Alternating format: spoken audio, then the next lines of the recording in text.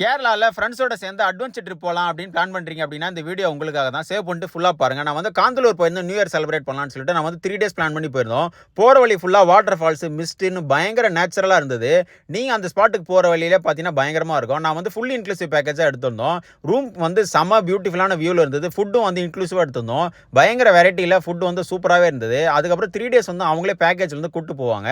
நீங்கள் வந்து அங்கே ஃபுல்லாக ஜீப்பில் தான் போக முடியும். நம்ம எடுத்துகிட்டு போகிற கார்ஸ் வந்து அங்கே எடுத்துகிட்டு போக முடியாது, எல்லாம் ஆஃப் ரோடுன்றதுனால.